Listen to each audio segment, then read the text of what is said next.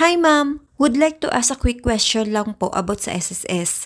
Yesterday, I found out I'm pregnant with my second child po. And apparently, last hulog ko po sa SSS is March 2024. If I am not mistaken po.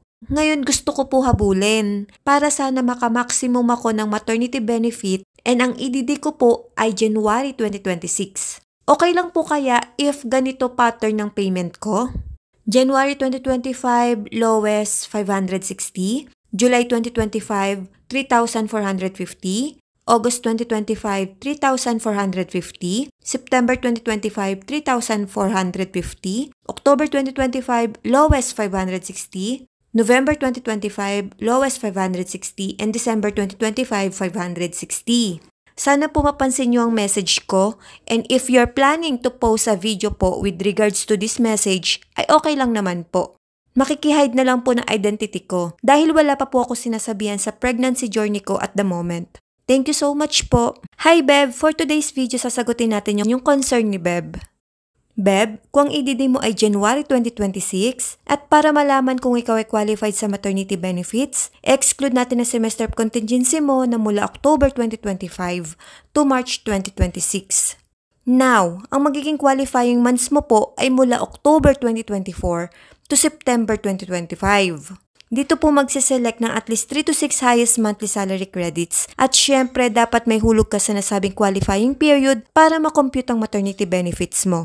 Pwede ka pa pong mag-continue ng hulog hanggang September 2025 at kung kaya mo ng 3,000 per month as voluntary member, mas okay po para nasa maximum MSC ka. Ang maternity benefits mo po kasi ay nakadepende kung magkano ang hulog mo sa qualifying period. Nabanggit mo na ito yung payment pattern mo. Pwede naman, Beb.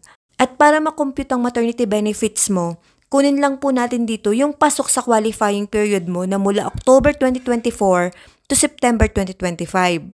Then, ito po yung magiging monthly salary credit. Now, ipapakita ko sa iyo yung estimated maternity benefits base sa payment pattern mo.